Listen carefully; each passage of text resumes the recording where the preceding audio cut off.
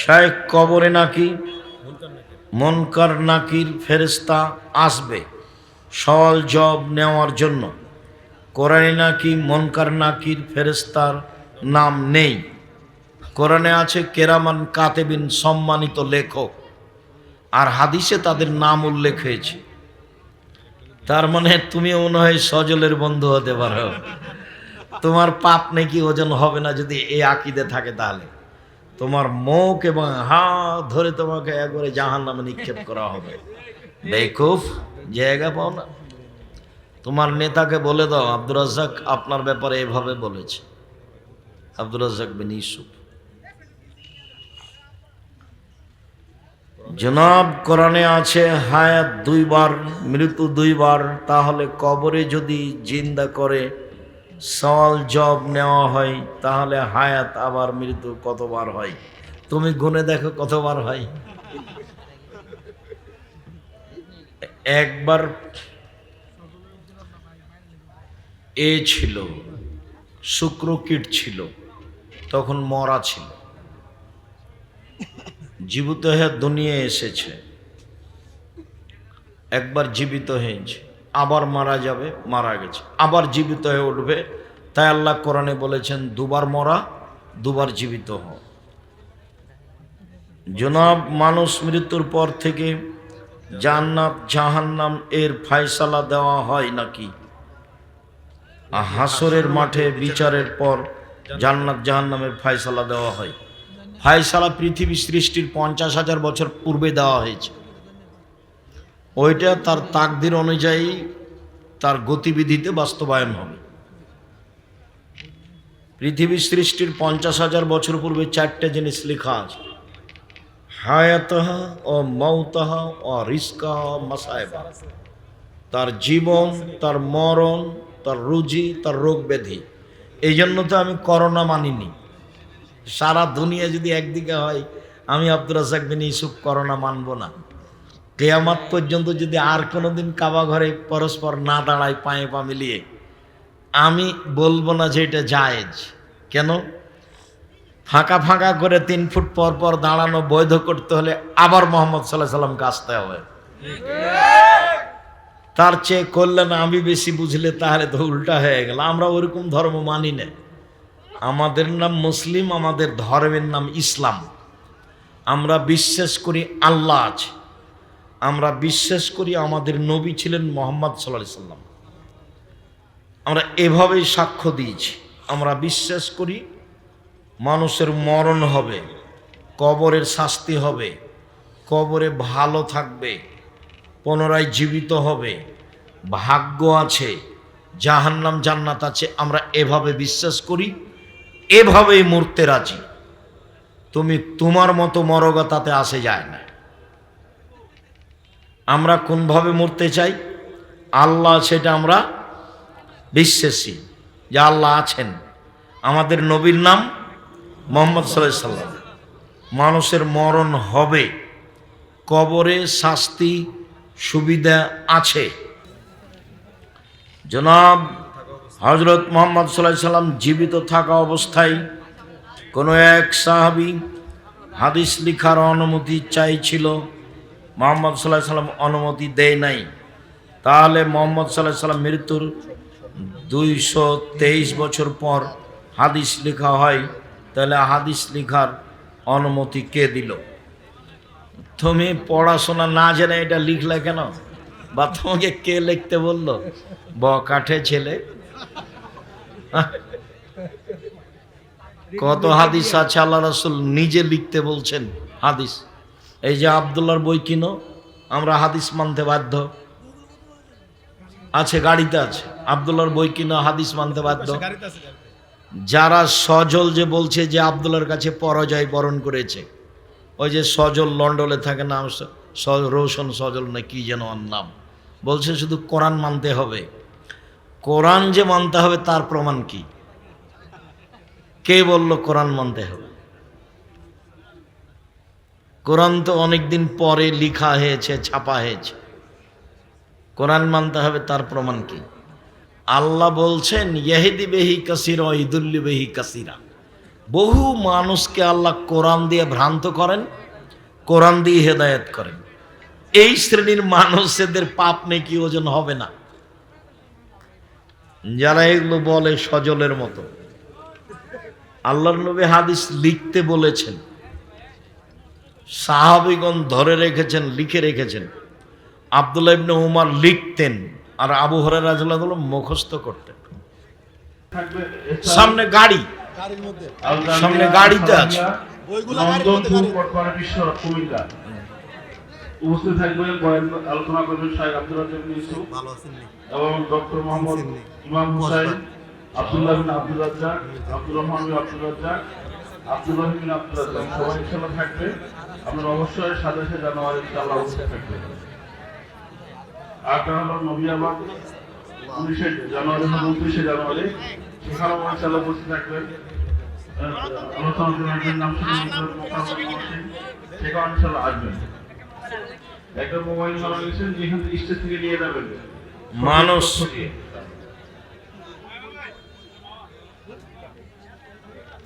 কোনো প্রশ্ন উত্তর আছে নাকি? মানুষ মারা গেলে কেউ যদি জানাজা না পায়, পরে লাশ মাটি দেওয়ার পরে জানাজা পড়া যাবে কি? তখন কবরটা সামনে করে জানাজা পড়ে নিবে। বুখারী মুসলিম। হ্যাঁ, কবরস্থানে গিয়ে কবরস্থানের এক পাশে জানাজা পড়ে নেবে। জনাব আমাদের নবী মুহাম্মদ সাল্লাল্লাহু আলাইহি সাল্লামকে মেরাজে নিয়ে নামাজ দেওয়া হয়েছিল, তাহলে অন্য নবীদেরকেও মেরাজে নিয়ে নামাজ দেওয়া হয়েছিল কি? অন্য নবীর কোনো কথা হাদিসে নেই। অন্য নবীকে কিভাবে নামাজ দেওয়া হয়েছিল তা আমাদের নবী সাল্লাল্লাহু আলাইহি সাল্লাম স্পষ্ট বলেননি। তবে সহিহ হাদিসে এসেছে তারা নামাজ পড়তেন এশা ব্যতীত, এশার সালাত ব্যতীত তারা সালাত আদায় করতেন। পদ্ধতি কি ছিল, কিভাবে এসেছিল তার বিবরণ দেওয়া হয়নি রাসূল সাল্লাল্লাহু আলাইহি সাল্লামের পক্ষ থেকে। বিচারের মাঠে মানুষ উঠবে, মানুষের পাপ নেকি ওজন হবে, জাহান্নাম জান্নাত আছে, আমরা এভাবে বিশ্বাস করি, এভাবে বিশ্বাস করব। দেহে শ্বাস থাকাকালীন পৃথিবীর কোন সমস্যা আসলেও এখান থেকে ফিরে যাব না ইনশাআল্লাহ। এইভাবে আমরা ভাগ্যকে বিশ্বাস করি, এইভাবে আমরা আল্লাহকে মেনে চলি। যা হবে হবে, আমরা এটা মেনে নিয়েছি, এরই উপরে থাকবো ইনশাআল্লাহ। জি জনাব, আল্লাহ সকল আকারের স্রষ্টা, আল্লাহ নিজের নিরাকার। এই কথাটি এনায়েতুল্লাহ আব্বাসী বলেছেন। আমি কারোর নাম বলতে চাই না। আল্লাহ নিরাকার নন, আল্লাহর আকার আকৃতি আছে। আমরা কোরআন হাদিসে তার যেভাবে আকার আকৃতির কথা এসেছে সেভাবে মানি। তোমার চলে না, তুমি মানিও না। আমি কারোর নাম নিয়ে কথা বলতে রাজি নই। আপনাকে বলতে হতো জনৈক আলেম বলেছে, তাহলে আমি খুশি হতাম। আমার জীবনে আমি কোনোদিন কারো প্রতিশোধ নেব না। সে আমার যা বলবে বলবে, গালি দিয়ে ভরে ফেলে দিল, আমার জীবনে আমি কোনোদিন কারো বদনাম করবো না। এটা আমার ত্যাগ ইনশাআল্লাহ। যা হবে হবে, কি হবে আমি চিন্তা করি না, যা হবে হবে। মানুষের বদনাম করব না। আমাকে গালি দিয়ে ভরে ফেলে দিলে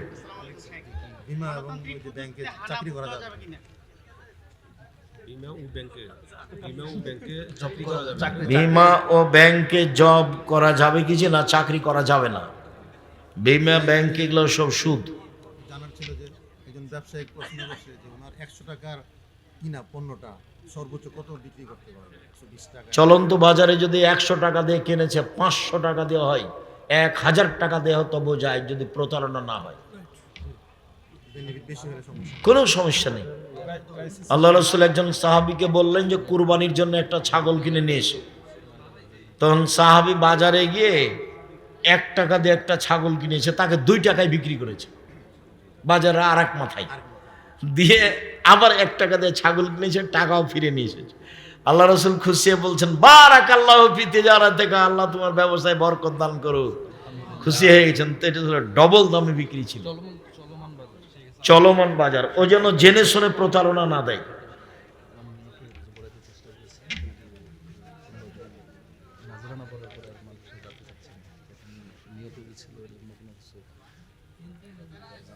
না, কোনো কিছু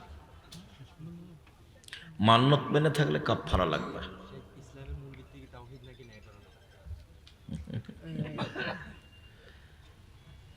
তাওহীদ তো অবশ্যই, তাওহীদ দিয়েই নাই পড়ানো। তাওহীদ ছাড়া কি আর মূল ভিত্তি আছে? তাওহীদ দিয়ে শুরু। আমি সাক্ষ্য দিচ্ছি আল্লাহ ছাড়া কোনো মাবুদ নাই, এটাই হলো তাওহীদ। তাওহীদ দিয়ে ইসলাম শুরু। আসসালামু আলাইকুম হুজুর, আপনার কাছে একটা কথা বলেন। আমার এই সংসারের একটা ব্যাপার যে আমার পর্দাদা মারা গেছে, আমার দাদার আগে তারা বলতেছে এই কথা বইলে তারা বলছে পর্দাদার আগে ফুট বললে তার নাতি যদি কিছু খায় না, এটা কি কোরআনে বলা আছে? এটাই সত্য কিনা? আপনারা বোঝান তো দেখি। আমার পর্দাদা মানে আর আপনার রাখেন, মানে আপনার ওই ছেলের আগে বাপ মারা গেছে, আরে বাপের আগে ছেলে মারা গেছে, তার ছেলে সন্তানরা নাকি সম্পত্তি পাবে না। জি, বাপ থাকতেই যদি ছেলে মারা যায় হ্যাঁ, তাহলে ওই ছেলের যেগুলো ছেলে মেয়ে আছে সে তার দাদার জমি পাবে না। এই জন্য তার চাচারা নিয়ে নিচ্ছে। তার চাচারা হলো উপর পর্যায়ের। এখন কিভাবে এই ছেলে মেয়েগুলো কিভাবে দিবে? ওসিয়ত করতে পারে 3 ভাগের 1 ভাগ। দাদা ইচ্ছা করলেও তার ভাগটা দিয়ে দিতে পারে। আমাদের ঘটনায় তাই আছে। আমার বড় বোন মারা গেছে আমার আব্বা বেঁচে থাকতে। তো যখন আমরা আব্বাকে মাটি দিয়ে আসলাম তখন তো আমাদের নীতি আছে যে আমরা জমি জায়গা ভাগ করব, তারপরে খাওয়া দাওয়া। আমার আব্বাকে মাটি দিয়ে এসে আমরা জমি জায়গা ভাগ করলাম। তা আমার বড় বোনের যে ছেলে মেয়ে ছিল ওর মায়ের ভাগটা অনুপাতে যা আছে আমার ভাগনা ভাগ্নিকে আমরা দিয়ে দিলাম। এটা আমাদের সমাজ দেয় না, এটাই মানে দিতে হবে, বাধ্য নয়। ওরা অসহায় মানুষ, দিয়ে দেওয়াই ভালো হবে। দিলে আপনারা নেকি পাবেন। তা আমরা দিয়ে দিলাম।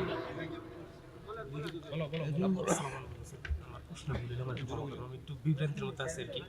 আমি জানতে চাইতেছি যে আমি শুনছি যে ইমাম আবু হানিফা বুখারী আলাইহিস সালাম যিনি লিখছেন, বুখারী লিখছেন, ওনার উস্তাদের উস্তাদ ইমাম আবু হানিফা।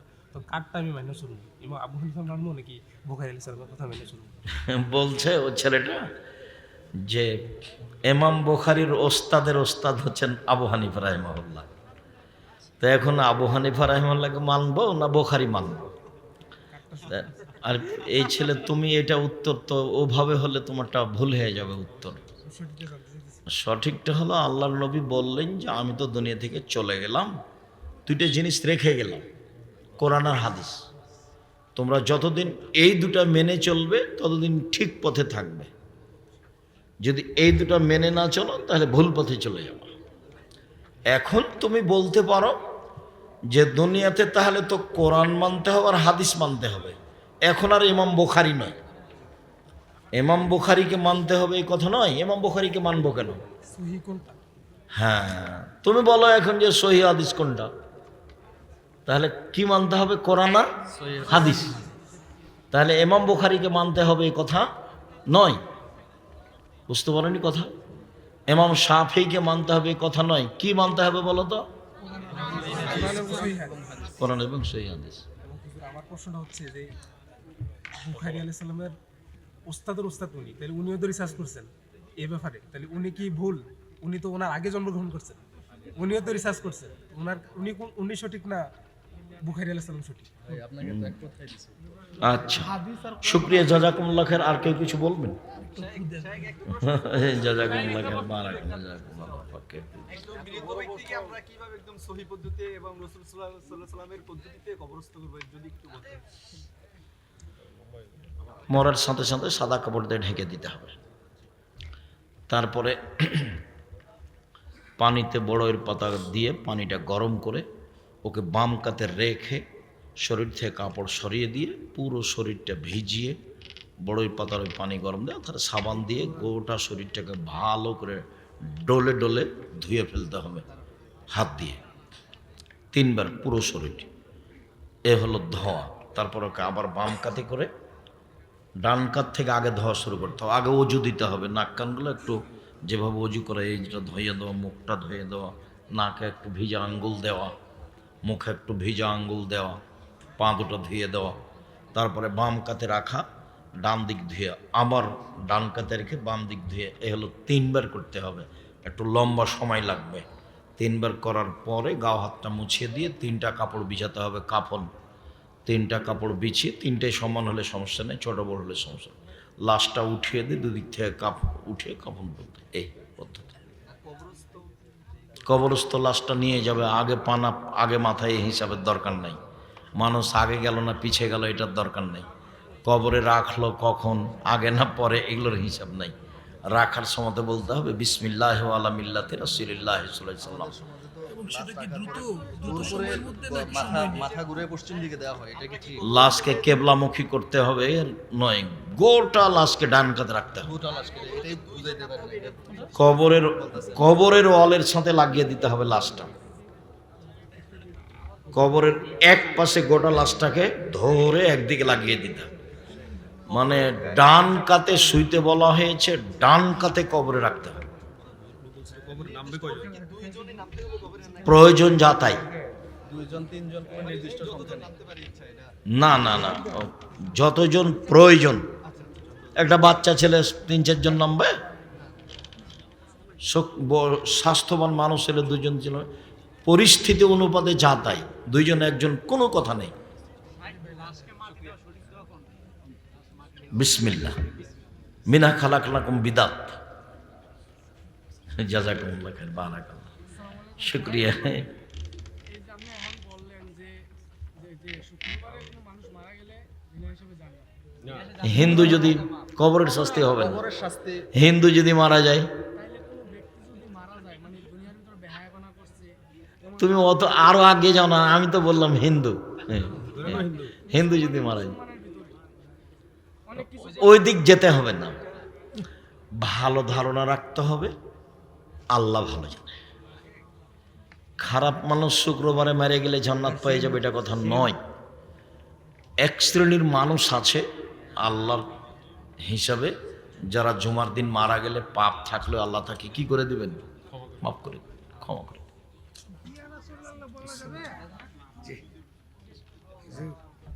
জি না, জি, আচ্ছা, শুক্রিয়া, জাযাকুমুল্লাহ খাইর। আল্লাহ আমাদের যারা মারা গেছে তুমি তাদের কবরের শাস্তি মাফ করো।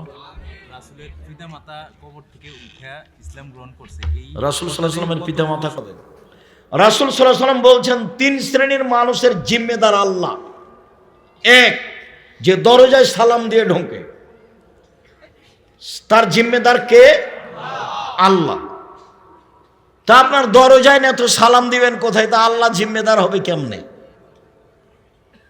2, যে সালাত আদায়ের জন্য বাড়ি থেকে বের হয়েছে, বাসায় ফিরে আসা পর্যন্ত তার জিম্মেদার আল্লাহ। 3, যে যুদ্ধের পথে বের হয়েছে, জেহাদের পথে, বাড়িতে ফিরে আসা পর্যন্ত জিম্মেদার আল্লাহ। যদি মারা যায় জান্নাত, জিম্মেদার আল্লাহ। যদি ফিরে আসে অনেক বড় সফলতা।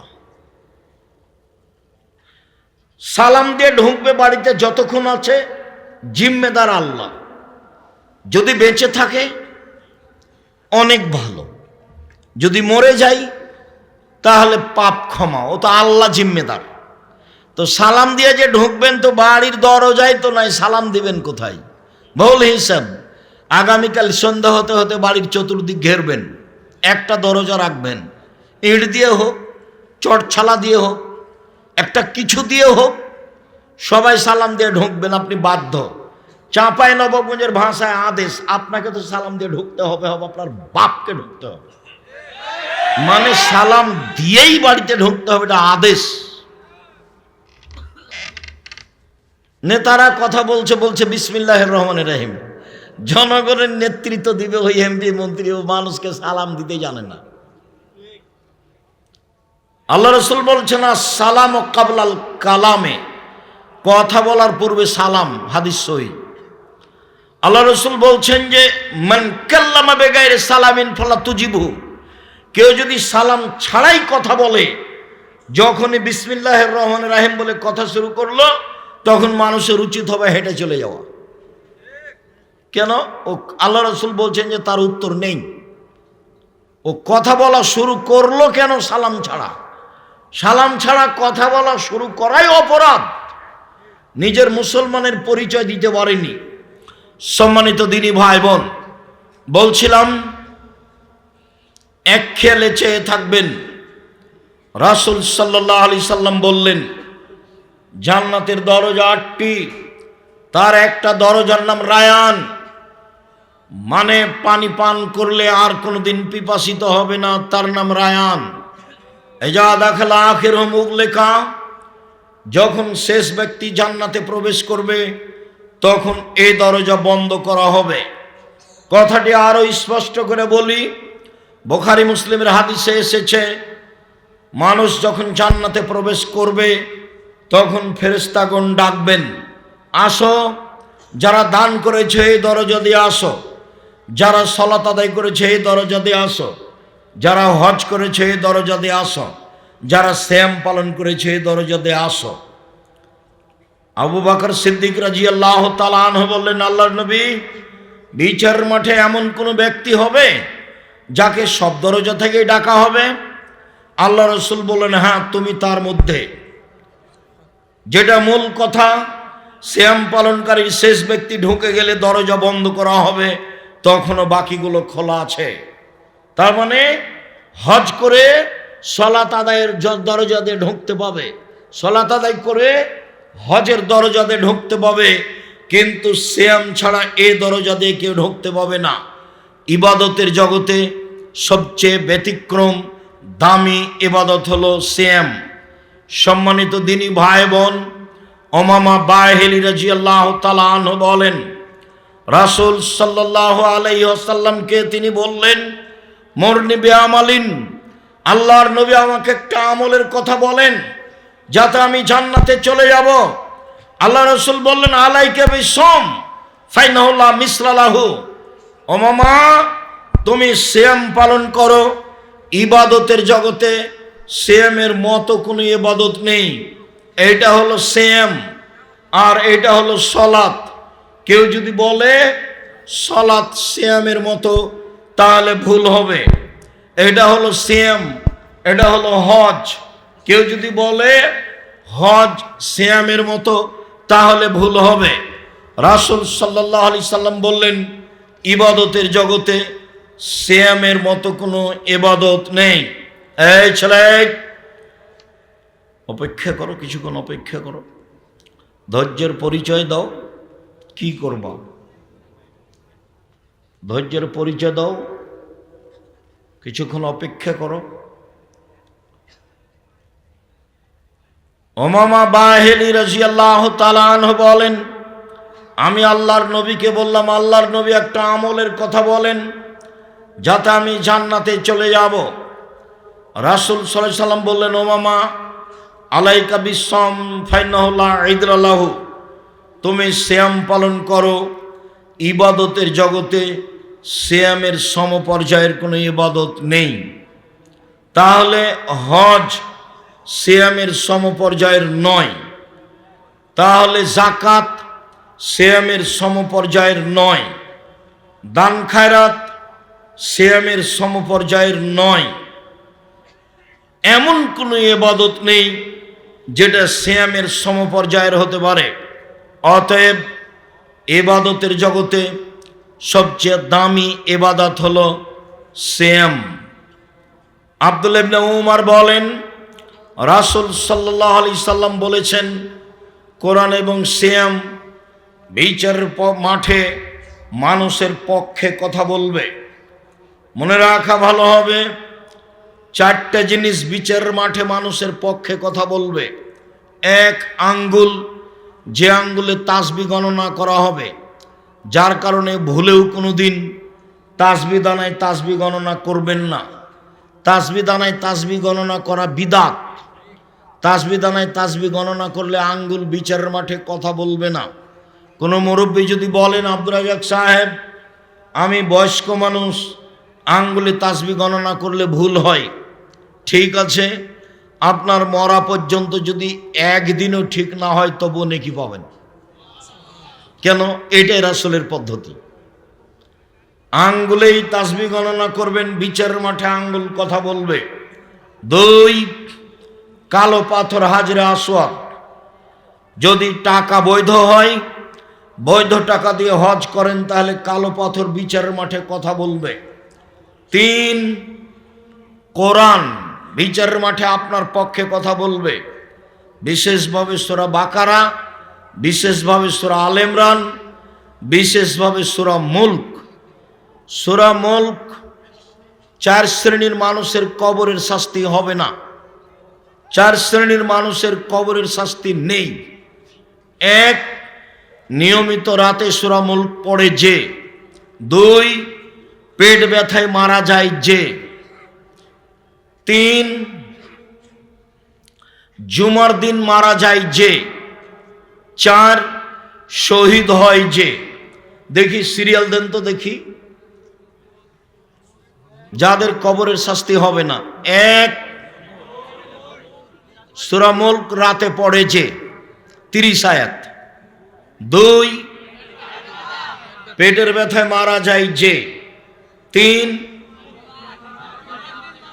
জুমার দিন মারা যায় যে, বৃহস্পতিবারের দিন যে সূর্য ডুবে গেছে, অর্থাৎ আজকে যে সূর্য ডুবেছে তখন থেকে নিয়ে সূর্য ওঠা পর্যন্ত, এবং না গত বৃহস্পতিবার, আজ সারাদিন চলছে, আজকে সূর্য যখন ডুবেছে তখন বন্ধ হয়ে গেছে। সারাদিন সারা রাত জুমার অন্তর্ভুক্ত। যেমনই জুমার দিন সূর্য ডুবে গেছে তেমন শেষ হয়ে গেছে। চালু হয়েছিল কখন বলেন তো? বৃহস্পতিবার দিন যে রাতে চালু হয়েছিল, সারা রাত থেকেছে, জুমার দিন সারা দিন থেকেছে। এই সময়ে মারা গেলে তার কবরের শাস্তি হবে না, এই কথা মুহাম্মদ সাল্লাল্লাহু আলাইহি সাল্লাম বলেছেন। 4, শহীদ হয় যে, তার কবরের শাস্তি হবে না। একটু বাড়ির দিকে যাবেন আর বলতে থাকবেন, আরো 2-3টা কথা আছে, বাড়ির দিকে যাবেন আর বলতে থাকবেন। মোবাইলের অবস্থা দেখবেন না, মোবাইল আপনার ক্ষতি করেছে, আরো করবে, তার প্রতীক্ষমান হয়ে আছে। সম্মানিত দিনী ভাই বোন, বলছিলাম সিয়াম বিচার মাঠে কথা বলবে। সিয়াম বলবে প্রতিপালক, রব্বি মানাতহু তাওমা শাহওয়াতা ফাসাফিনি ফিহে, লোকটাকে আমি দিনে খেতে দিনি, মন মতো চলতে দিনি। লোকটাকে আমি দিনে খেতে দিনি, মন মতো চলতে দিনি, তুমি আমার কথা শোনো, একে জান্নাতে দাও। সিয়াম কথা বলবে, তখন আল্লাহ বলবেন ঠিক আছে দিলাম। আবু হুরায়রা রাদিয়াল্লাহু তাআলা আনহু বলেন, রাসূল সাল্লাল্লাহু আলাইহি সাল্লাম বলেছেন, কুল্লু আমাল ইবনে আদম ইজাফুল হাসানাতু বিআশরি আমসালিহা ইলা 700 যায়ফ। আদম সন্তানের সব নেকি 10 লেখা হয়, বাড়তে বাড়তে 700, আরো আরো আরো। কাল আল্লাহ তাআলা, আল্লাহ তাআলা বলেন, পৃথিবীর মানুষ শুনে রেখো, ইল্লা সাওমা, তবে সিয়াম, ফাইন্নাহু লি, সিয়াম আমার জন্য, ওয়ানা আজিজি বিহি, সিয়ামের প্রতিদান আমি দিব, ওয়ালা আজলি ইয়াদা শাহওয়াতুহু তামাহু, আমার কারণে তো সে 2টা জিনিস ছেড়ে দিয়েছে। 1, দিনে খায়নি। 2, প্রবৃত্তি মেনে চলেনি। প্রবৃত্তি কাকে বলে? দাড়ি প্রত্যেক দিন চাঁচে যে সে প্রবৃত্তিকে মেনে চলে, দেখি মানে কিনা, কাল থেকে আর দাড়ি ছাঁটবে না, তখন বুঝবো যে ও আর প্রবৃত্তিকে মানে না। হট, প্রবৃত্তি কি জিনিস? ওর 5 পয়সা দাম দিনে, দাড়ি যেভাবে আছে সেভাবেই থাকবে। টাকনোর নিচে প্যান্ট পরবে না, যদি আছে বা যায় তাহলে বুঝতে হবে ও প্রবৃত্তিকে মেনে চলে।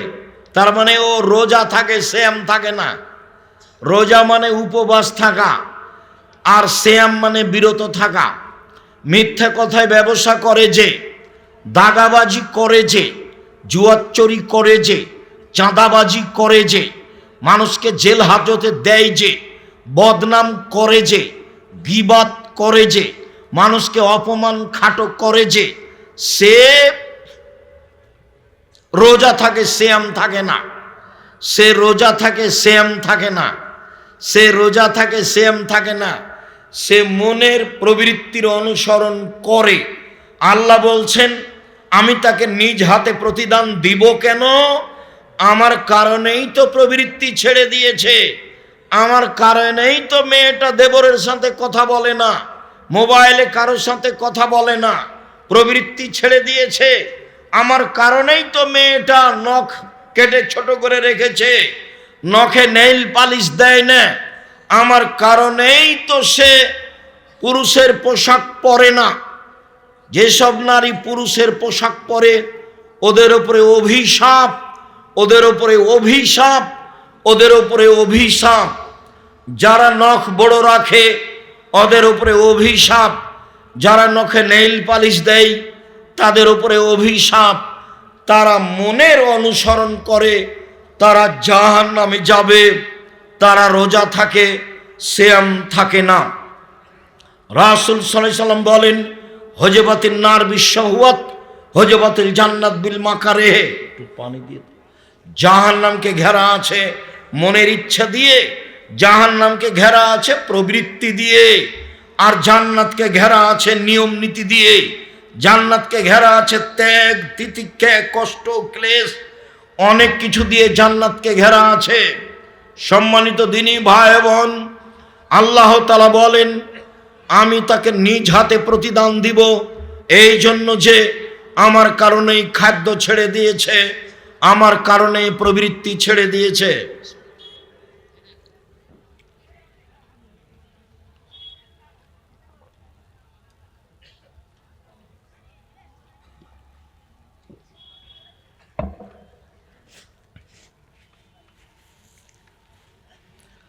সম্মানিত দিনী ভাই বোন, বলছিলাম নফল সিয়াম। আব্দুল্লাহ ইবনে আব্বাস রাদিয়াল্লাহু তাআলা আনহু বলেন আল্লাহর নবী মদিনায় আসলেন, দেখলেন ইহুদিরা মুহররমের 10 তারিখে সিয়াম থাকে। আল্লাহর নবী বললেন মদিনার ইহুদি তোমরা 10 তারিখে সিয়াম থাকো কেন? মদিনার ইহুদিরা বলল হাজা ইয়াউমুন আজিম, এইটা হচ্ছে বড় দিন, এই দিনে আল্লাহ তাআলা ফেরাউনকে ডুবিয়ে দিয়েছেন সদল বলে, মূসা আলাইহিস সালামকে বাঁচিয়ে দিয়েছেন সদল বলে। তাই মূসা শুকরিয়া হিসাবে সিয়াম থেকেছিলেন। নাহানো নাসুমু শুকরান, আমরাও শুকরিয়া আদায়ের জন্য সিয়াম পালন করি। আমাদের নবী মুহাম্মদ সাল্লাল্লাহু আলাইহি সাল্লাম বললেন আনা আওলা ওয়া হাক্কু মিনকুম বিহি, আমি তোমাদের চেয়ে মূসার সুন্নতের ব্যাপারে শুকরিয়া আদায় করতে বেশি হক রাখি। মূসা আল্লাহর শুকরিয়া আদায়ে মুহররমের 10 তারিখে সিয়াম থেকেছে, আমিও থাকলাম। তিনি সিয়াম থাকলেন, সিয়ামের জন্য আদেশ করে দিলেন। জনগণ বলল আল্লাহর নবী আপনি ইহুদি খ্রিস্টানদের বিরোধিতা করেন, আর আপনি বলছেন মুহররমের 10 তারিখে সিয়াম থাকতে হবে। মুহররমের 10 তারিখে সিয়াম থাকে ইহুদি, মুহররমের 10 তারিখে সিয়াম থাকে খ্রিস্টান। তখন আল্লাহ রাসূল বললেন পৃথিবীর মানুষ শুনে রেখো, লাইন বাকাইতু আও লাইন বাকিতু সানাতাল কাবেলা লা সুমান্না তাসিয়া, আমি যদি সামনে বছর বেঁচে থাকি তাহলে 9 তারিখও সিয়াম থাকবো। মুহররমের 9 তারিখ হবে বিরোধিতা আর 10 তারিখ হবে শুকরিয়া। সম্মানিত দিনী ভাই বোন, আমি আপনাকে মুহররমের 2 দিন নফল সিয়াম রাখার জন্য বলি। আবু হুরায়রা রাদিয়াল্লাহু তাআলা আনহু বলেন আল্লাহর নবী বলেছেন সিয়ামে আশুরা, মুহররমের 10 তারিখে সিয়াম থাকলে তার বিগত 1 বছরের পাপ ক্ষমা হবে। রাসূল সাল্লাল্লাহু আলাইহি সাল্লাম বলেন আরাফার 1 দিন সিয়াম থাকলে আগে পরে 2 বছরের পাপ ক্ষমা হবে। আবু হুরায়রা রাদিয়াল্লাহু তাআলা আনহু বলেন মানুষ যদি রমজান মাসে সিয়াম থাকে তারপরে প্রতি মাসে 3 দিন থাকে, 13, 14, 15, তাহলে সারা বছর শ্যাম পালনের নেকি পাবে। একটু খেয়াল করবেন, 13, 14, 15 শ্যাম থাকতে হবে প্রতি মাসে, আগে থেকেই জানেন। কোনো কারণে যদি 16, 18, 20 হয়ে যায় কোনো সমস্যা নেই। মহিলার হায়েজের কারণে মাসের চাঁদের যে কোনো দিন হলেই হবে, যে কোনো দিন হলেই হবে। হাদিস বুখারী মুসলিম। সম্মানিত দিনী ভাই বোন, আবু আইয়ুব আনসারী রাদিয়াল্লাহু তাআলা আনহু বলেন, রাসূল সাল্লাল্লাহু আলাইহি সাল্লাম বলেছেন, যে ব্যক্তি রমজানের সিয়াম থাকলো এবং শাওয়ালের 6টা সিয়াম থাকলো, সে সারা বছর সিয়াম পালন করলো। আবু হুরায়রা রাদিয়াল্লাহু তাআলা আনহু বলেন, রাসূল সাল্লাল্লাহু আলাইহি সাল্লাম বৃহস্পতিবার, সোমবার সিয়াম থাকতেন। আবু হুরায়রা রাদিয়াল্লাহু তাআলা আনহু বলেন, মানুষের পাপ নেকি বৃহস্পতিবার, সোমবার আল্লাহর দরবারে পেশ করা হয়।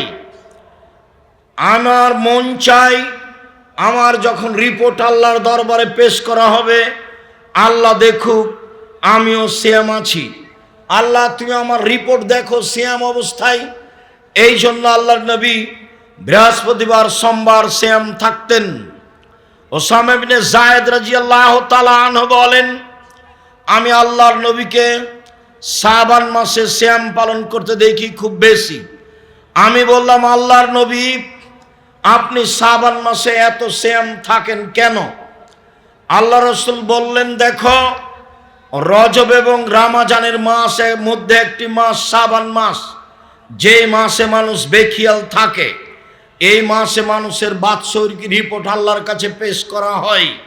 আমার মন চাই বাৎসরিক রিপোর্ট আল্লাহ আমার দেখুক, এই জন্য আমি বাৎসরিক রিপোর্ট আল্লাহর দরবারে পেশ করার জন্য শাবান মাসে বেশি বেশি সিয়াম থাকি। সম্মানিত দিনী ভাই বোন, আল্লাহর নবীর জানা ছিল না সেই দিন কোন দিন, যার কারণে শাবান মাসে তিনি বেশি বেশি সিয়াম থাকতেন রিপোর্ট ধরার জন্য। আমি আপনাদেরকে আন্তরিকভাবে অনুরোধ জানাই, 15ই শাবান সিয়াম থেকে প্রতারণার মধ্যে পড়বেন না। অবশ্যই রাসূলের সুন্নাতের অনুসরণ করত আল্লাহকে সন্তুষ্ট করার আশায় আপনি শাবান মাসে বেশি বেশি সিয়াম থাকবেন। আয়েশা রাদিয়াল্লাহু তাআলা আনহা বলেন, আল্লাহর নবী পুরো শাবান সিয়াম থাকতেন। উম্মু সালমা রাদিয়াল্লাহু তাআলা আনহা বলেন, আল্লাহর নবী রমজান এবং শাবান সিয়াম থাকতেন। আমি আপনাদেরকে নফল সিয়াম পালনের জন্য আন্তরিকভাবে অনুরোধ জানিয়ে আজ থেকেই শাবান মাসের সিয়াম পালনের জন্য অনুরোধ জানাচ্ছি। সম্ভবপর শাবান মাসের সিয়াম আরম্ভ করুন, 10টা, 15টা, 20টা, যার যতটুকু সম্ভব হয়। সকল দিনী ভাই বোনকে নফল সিয়ামের আন্তরিকভাবে অনুরোধ জানিয়ে আমাদের লেখা বই পুস্তকগুলি সংগ্রহ করার অনুরোধ জানিয়ে আমরা আবারও 27 তারিখ আসব কুমিল্লা, কোন জায়গায় যেন, সেখানে কোটবাড়ি, সেখানে উপস্থিত হওয়ার অনুরোধ জানিয়ে আপাতত আজকের মতো কথা এখানে শেষ করলাম। সুবহানাকা আল্লাহুম্মা ওয়া বিহামদিকা আশহাদু আল্লা ইলাহা ইল্লা আনতা আস্তাগফিরুকা ওয়া আতুবু ইলাইক।